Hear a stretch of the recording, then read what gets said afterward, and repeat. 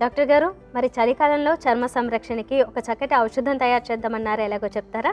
అలాగేనమ్మా, ఇది మనం చాలా తేలిగ్గా తయారు చేసుకోవచ్చు. కానీ ముందుగా మనం ఏమేమి వాడుతున్నామో వాటి మూలికలు పదార్థాల పేర్లన్నీ చెప్పేసేయండి. తప్పకుండా.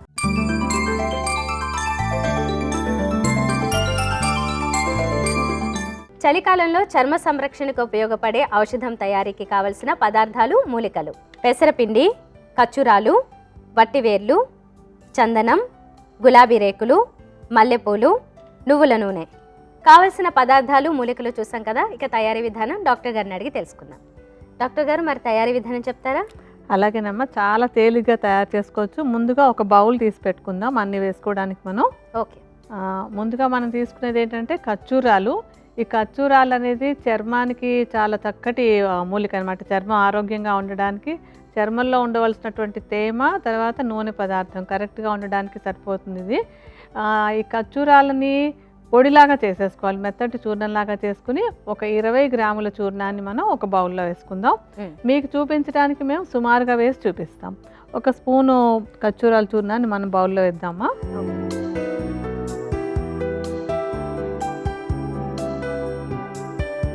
వట్టివేళ్ళు అందరికీ బాగా తెలిసినటువంటి మూలిక. మనం ఇందాక ఖర్జూరాలు తీసుకున్నాం, ఇప్పుడు వట్టివేళ్ళు తీసుకున్నాము.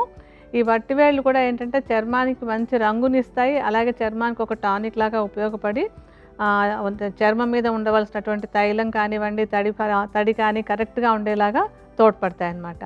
ఈ వట్టివేళ్ళను కూడా మెత్తటి చూర్ణంలా చేసుకుని ఇందాక మనం ఖర్జూరాలు ఎంత తీసుకున్నామో అదే సమానంగా 20 గ్రాముల పరిమాణంలో తీసుకోవాలి. మీరు 20 గ్రాములు వేసుకోండి. మనం ఒక చెంచాడు ఈ వట్టివేళ్ళ చూర్ణాన్ని కూడా బౌల్లో వేద్దామమ్మా.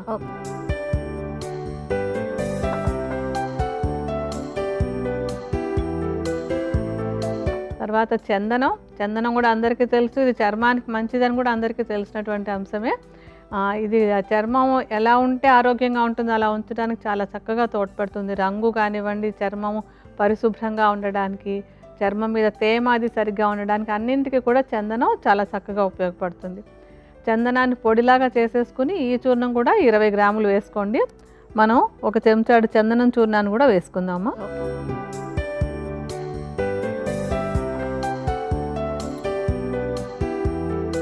ఆ తర్వాతది గులాబీ రేకులు చాలా సున్నితంగా ఉంటాయి కదా. అదే ఈ గులాబీ రేకులు చర్మాన్ని కూడా అంత చక్కగా మృదువుగా సున్నితంగా ఉండేలాగా చేయడానికి తోడ్పడతాయి. గులాబీ రేకుల్ని ఎండబెట్టేసి పొడిలాగా చేసేసుకోండి. అలా పొడిలా చేసుకున్నటువంటి పొడి 20 గ్రాములు వేసుకోండి. ఈ పొడి కూడా ఒక చెంచాడు వేసుకుందాం.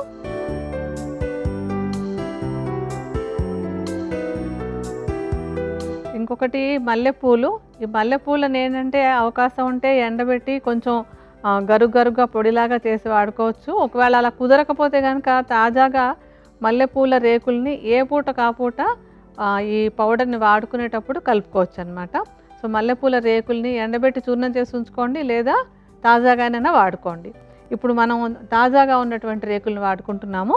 కొంచెం ఈ రేకులు పక్కన పెట్టి ఉంచుకుందామా. ఇందులో మనం ఎక్కువగా వేసుకోవాల్సినటువంటిది పెసరపిండి ఎందుకంటే ఇది నూనె ఎక్కువగా క్లియర్ అయిపోకుండా ఉంచుతుంది అనమాట. శనగపిండితోటి రుద్దుకుంటే నూనె అంతా బాగా క్లియర్గా వెళ్ళిపోతుంది, ఉండదు. పెసరపిండి అయితే కనుక అంతగా నూనెని తీసేయకుండా ఈ శీతాకాలంలో కొంచెం చర్మానికి కావాల్సినటువంటి నూనె భాగం ఉండేలాగా చేస్తుంది. పెసరపప్పుని పిండిలాగా చేసుకుని కానీ, పెసలని పిండిలా చేసుకుని కానీ వాడుకోవచ్చు. ఇదేంటంటే ఒక 100 గ్రాముల పరిమాణంలో తీసుకోవాలి.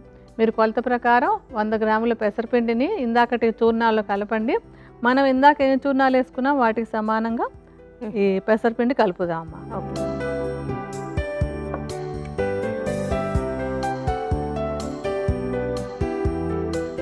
ఇప్పుడు మనం అన్ని చూర్ణాలు కలిపాం కదా, వీటన్నింటిని బాగా ఒకదానితో ఒకటి కలిసిపోయేలాగా కలిపేద్దామా.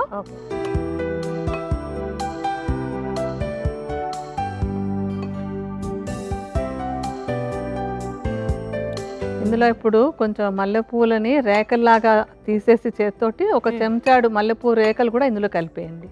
ఓకే.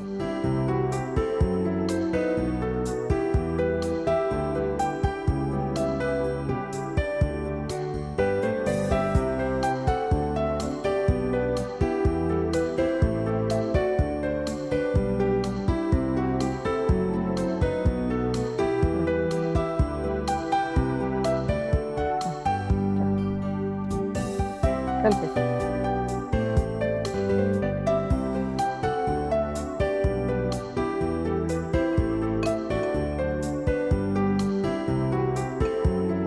మనం ఇలా అన్నీ కలిపేసి పెట్టుకున్నట్టయితే మనం శీతాకాలంలో అంటే చలికాలంలో చర్మం ఆరోగ్యంగా ఉండడానికి కావాల్సిన ఔషధం రెడీ అయిపోయినట్టే.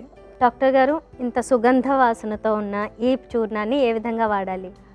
దీని ఏంటంటే స్నానం చేయడానికి ముందు